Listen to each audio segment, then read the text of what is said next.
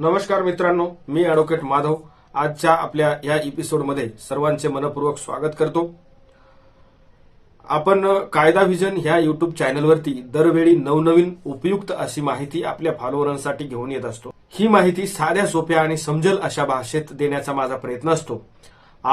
आज आपण कायदेशीर वारस म्हणजे काय, कायदेशीर वारस प्रमाणपत्र माननीय न्यायालयातून कसे काढतात, कायदा, कलम, कोर्ट फीस व इतर कोर्टाशिवाय वारस प्रमाणपत्र काढण्याचे पर्याय आहेत का, याविषयी बेसिक संपूर्ण माहितीची चर्चा करणार आहोत। त्यामुळे व्हिडिओ शेवटपर्यंत बघा। आपल्या चॅनलवर नवीन असाल तर चॅनल सबस्क्राइब करा, जेणेकरून नवीन येणाऱ्या माहितीचे नोटिफिकेशन तुम्हाला मिळतील। चला तर मग सुरू करूया। एखादी व्यक्ती मयत होते आणि त्याच्या एखाद्या बँकेत पेन्शन असते किंवा सेव्हिंग खात्यामध्ये काही पैसे असतात। कधी कधी एखादी व्यक्ती सरकारी नोकरीत असते, परंतु त्याच्या मृत्यूनंतर त्याच्या पीएफची रक्कम किंवा ग्रॅच्युटीची रक्कम त्याच्या खात्यामध्ये जमा होते। जर त्या व्यक्तीने खाते सुरू करताना फॅमिली या नात्याने एखाद्याचे नाव लिहिलं असेल तर त्याला ती मिळते, नॉमिनी म्हणून लिहिलं असेल तर मिळते। परंतु जर खाते करताना नॉमिनी नेमलेला नसेल तर अशा वेळी संबंधित बँक किंवा वित्तीय संस्था त्या व्यक्तीच्या वारसाला दिवाणी न्यायालयातून सक्सेशन सर्टिफिकेट आणायला सांगतात किंवा तसे लेखी पत्र देतात की योग्य त्या दिवाणी न्यायालयातून वारस असल्याबाबतचे प्रमाणपत्र घेऊन या। असे प्रमाणपत्र भारतीय वारसा कायदा 1925च्या कायदा कलम 372 अन्वये कोर्टातून मिळतो।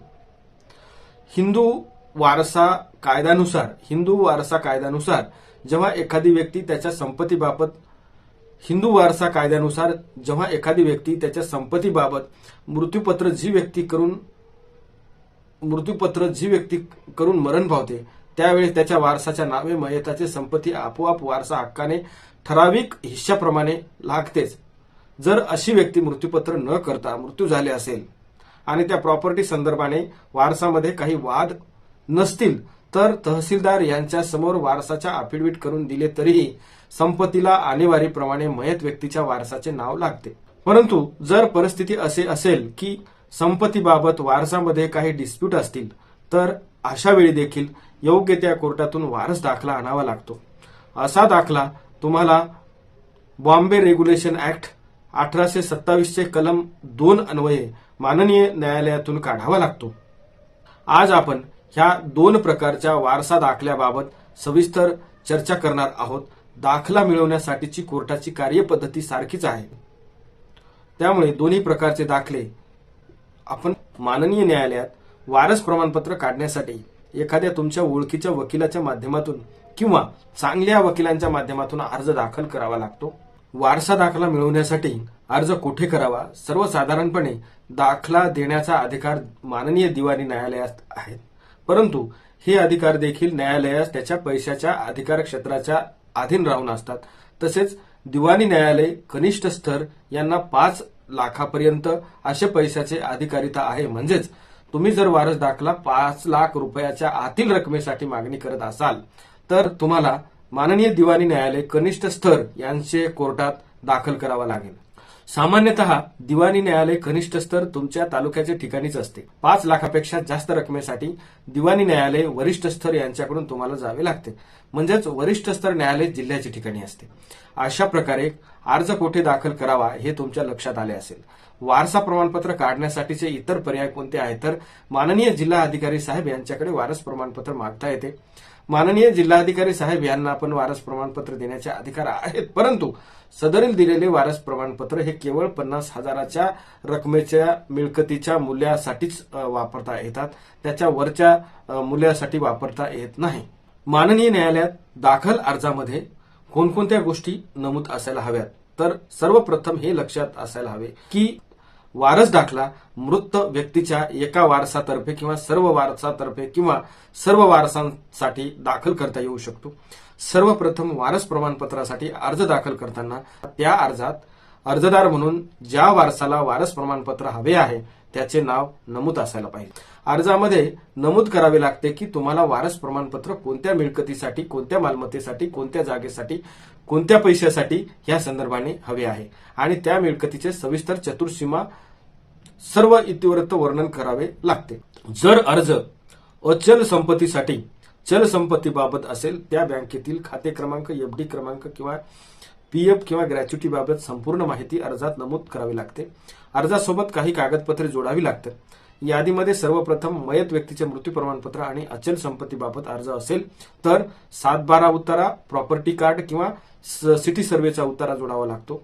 तर चल संपत्तीबाबत अर्ज असेल तर संबंधित कार्यालयाने किंवा बँकेने एक पत्र किंवा लेखी उत्तर देणे आवश्यक असते आणि ते दिलेले उत्तर माननीय न्यायालयात जोडणे आवश्यक असते.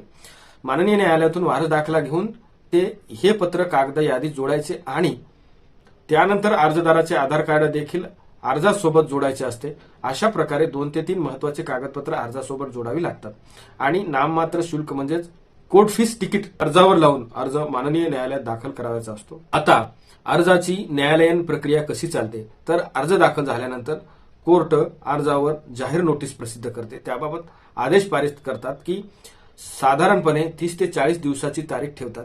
त्या तारखेस जर जाहीर नोटीसवर कोणी तक्रार देण्यास किंवा हरकत घेण्यास, उजर आक्षेप घेण्यास कोर्टात हजर नाही झाले तर कोर्ट पुरावे पाहून वारस प्रमाणपत्र देतात.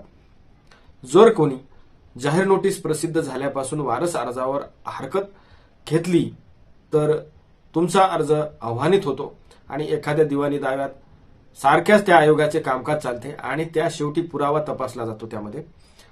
त्यानंतर कोर्ट अर्जदार आणि हरकतदार या दोघांना वारस ठरवून वारस प्रमाणपत्र देतात. यामध्ये एक गोष्ट लक्षात ठेवण्यासारखी आहे. 5 लाख रुपयाच्या आतील मागणीबाबत कोर्टात अर्ज दाखल केला असाल तर तो कनिष्ठ न्यायालयात दाखल करतात. जाहीर नोटीसमुळे जर कोणाची त्यावर हरकत आली तर तो वारस अर्ज वरिष्ठ न्यायालयात ट्रान्सफर केला जाऊ शकतो. आता वारस प्रमाणपत्रासाठी किती खर्च, मुद्रांक शुल्क किंवा किती कोर्टाची फीस आकारण्यात येते तर बघा, साधारणपणे अर्जास 10 रुपयाचे कोर्ट फी स्टॅम्प लावावे लागते. परंतु ज्यावेळेस वारस अर्ज म्हणजेच शेअरशिप किंवा सक्सेशन सर्टिफिकेट देण्याची वेळ येते त्यावेळी यासाठी वेगवेगळी कोर्ट फीस ऍक्टच्या कायद्यानुसार वेगवेगळे नियम मूल्यांकनानुसार आकारलेले आहेत. कोर्ट फीसचे रकाने मूल्यांकनानुसार दिलेले आहेत. त्याप्रमाणे व्हॅल्युएशन टक्केवारीने ठरविले जाते. साधारणपणे 1,001 ते 50,000 रुपयासाठी 2%, तर 50,001 ते 2 लाखापर्यंतसाठी 4%, 2,01,000 रुपयापासून ते 3 लाख रुपयापर्यंत 6% आणि 3 लाखाच्या पुढे जर किंमत असेल तर 7.5% द्यावी लागते. परंतु असा स्टॅम्प 75,000 रुपयापेक्षा जास्त नसावा असे सांगितले जाते. हे स्टॅम्प कोर्ट फीस ज्यावेळी कोर्टात आपण देतो, कोर्टातून ते हेअरशिप किंवा सक्सेशन सर्टिफिकेट टाईप करून म्हणजे टंकलिखित करून मिळते आणि त्या हेअरशिप किंवा सक्सेशन सर्टिफिकेट तुम्हाला दिले जाते. तुम्ही जर हेअर सर्टिफिकेट घेऊन तुमच्या नावाची नोंद व्यक्तीचे वारस या नात्याचे 7/12 सदरील फेरफारला तसेच प्रॉपर्टी कार्डला लावू शकता. त्याचप्रमाणे सक्सेशन सर्टिफिकेट घेऊन बँकेत किंवा संबंधित कार्यालयात जाऊन मयत व्यक्तीच्या बिल रक्कम, सेव्हिंग, ग्रॅच्युटी, पेन्शन इत्यादी गोष्टींना स्वतःचे नॉमिनी अर्थात वारसदार ह्या नात्याने नॉमिनेशन करू शकता. तर हा होता कायदेशीर वारस प्रमाणपत्र माननीय न्यायालयातून काढण्याबाबतचा बेसिक माहितीचा व्हिडिओ. हा व्हिडिओ तुम्हाला कसा वाटला कमेंट करून कळवा. इतर काही तुमचे वारस प्रमाणपत्र बाबतचे प्रश्न असतील तर कमेंटमध्ये लिहा, जेणेकरून मला पुन्हा परत व्हिडिओ बनवून कमेंटमध्ये तुमच्या विचारलेल्या प्रश्नाचे उत्तर देता येतील.